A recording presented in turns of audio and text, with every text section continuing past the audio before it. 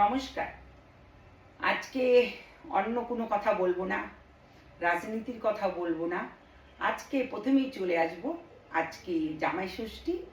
প্রত্যেক ঘরের জামাইকে জানাই অভিনন্দন, ভালোবাসা, আদর। আশা করি সবাই ভালো আছো এবং ভালো থাকবে। বিশেষ করে জামাইরা আজকে তো ভালো থাকতেই হবে, কারণ আজকে শ্বশুরবাড়িতে ইলিশ মাছ আর দই নিয়ে রওনা দিতে হবে। শাশুড়িও রেডি, থালা ভর্তি সব রান্না নিয়ে।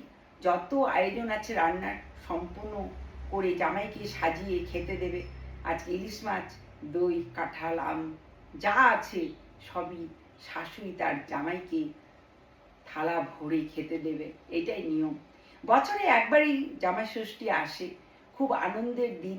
সারা বছর যে যেরকম কাজে ব্যস্ত থাকে, হয়তো ঠিক মতন কেউ কাউকে সময় পায় না খবর নেবার, কিন্তু জামাই ষষ্ঠীর দিন শ্বশুর আগে নেমন্তন্ন করে জামাইকে, জামাই যায় সেই শ্বশুর বাড়িতে। ওই বছরে একটা দিনই খুব আনন্দের একটা দিন, যে দিন সবার জন্যই নয়। এই ষষ্ঠীর দিনই একদিন আমি আমার বাবা মাকে হারিয়ে ফেলেছি। এক ষষ্ঠীতে আমার বাবা মা দুজনে একসাথে মারা যান। এই ষষ্ঠীর দিনটা আজকের জন্য আমার খুব দুঃখের। আমি আশা করি, আমি ভগবানের কাছে প্রার্থনা করি, এরকম দিন যেন কারো না আসে, যে বাবা মাকে এই দিনটিতে হারিয়ে ফেলতে হয়। কারণ এই যে জামাই ষষ্ঠীর দিন, প্রত্যেক ঘরে হয়তো জামাই নেই, কারো জামাই আছে তো শ্বশুর শাশুড়ি নেই। এই দিনটিতে বিশেষ করে মনে পড়ে, এই দিনটিতেই শ্বশুর শাশুড়ি না থাকলে খারাপ লাগে, আর জামাই না থাকলেও খারাপ লাগে। যার মনে করুন দুটো ছেলে আছে, মেয়ে নেই, তার খুব আজকের দিনে দুঃখের দিন। কারণ সবাই চায় একটা জামাই যেন শ্বশুরবাড়িতে ষষ্ঠীর দিন অবশ্যই আসে। আজকে সবাই মিলে খুব আনন্দ করুন, মজা করুন, কারণ সব দিন সবার জন্য সমান যায় না।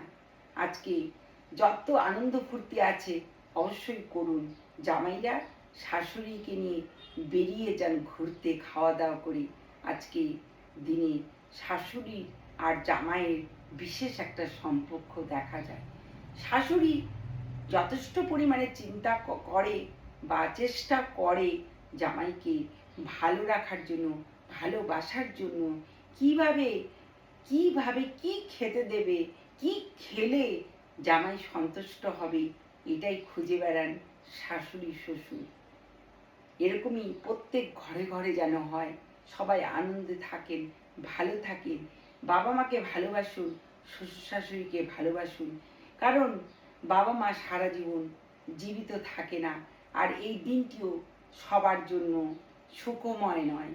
অনেকের আজকের দিনে অনেক কিছু হারিয়ে গেছে, অনেকের চোখের জল, অনেক কষ্টের বেদনা আজকের দিনেও আছে।